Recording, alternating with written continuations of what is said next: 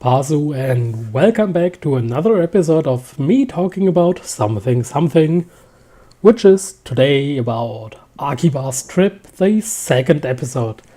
So, we've got to start the show where we ended it last week with things being explained and kinda how things work.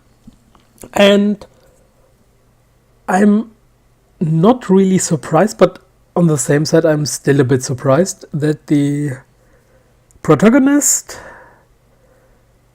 wasn't freaking out. So, we started to know that the family protected Akiba for many years, and how it is surrounded by a barrier where the bugged ones can't get out.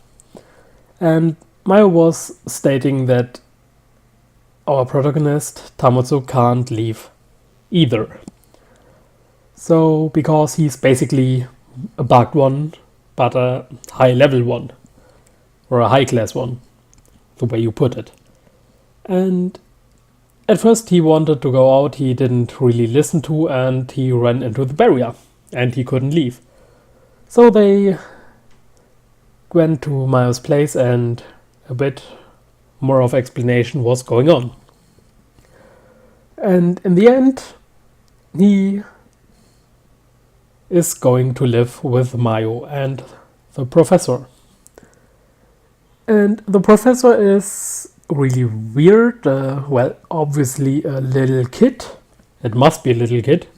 It wouldn't be a real professor if it isn't a little kid, obviously. And it's really funny how he was still like, well, yeah, and going on and talking about the money to make a living. And because he saw that all the damaged figures were bought by Mayo, because she felt kind of responsible for it and even a bit of guilt for destroying them. And our Arisa was, head over heads because of it, because she's a real lover of figurines. Well, it's still a nice move, and I'm kinda fine with it. So we went on, and the protagonist going to start living there, trying to find a job, and so he went to that organization or the agency that is offering jobs. And he got one in a weapon store. So he went there, and things was going crazy because, the owner was a bugged one. And from there we got the battle scene and a retreat on Tamotsu's and Mayo's side, because they were hit by the bullets and they can't be completely exposed to the air. So it was going on like this, and they retreated, met the other patrol guys who were also into walking around Akiba and keeping it safe. So they met up, and they basically went together to that store and deal with it. And as it goes, the battle went on, and Tamotsu stripped off the clothes of the owner, who wasn't a cute girl, but a, big, muscly guy, so, maybe some fan service for the girls, I don't know. Well, whatever. So he was going on, and that guy completely disappeared. And that's where we found out that if the high class bugged ones are going to disappear if they are completely exposed to the air. And I thought he would be freaking out at this point, but it wouldn't really be the case. It was more like, well, then I have to spend my life to the fullest for the rest of the time I have. Which is, getting money and spending it on figures and whatever stuff he likes.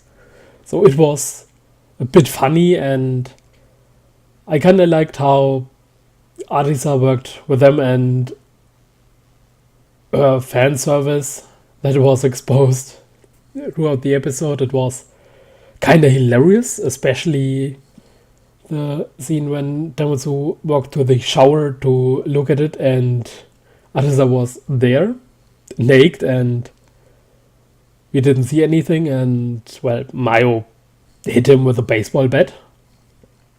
And then Arisa was still exposed, and Mayo was hiding her in a kind of nice way.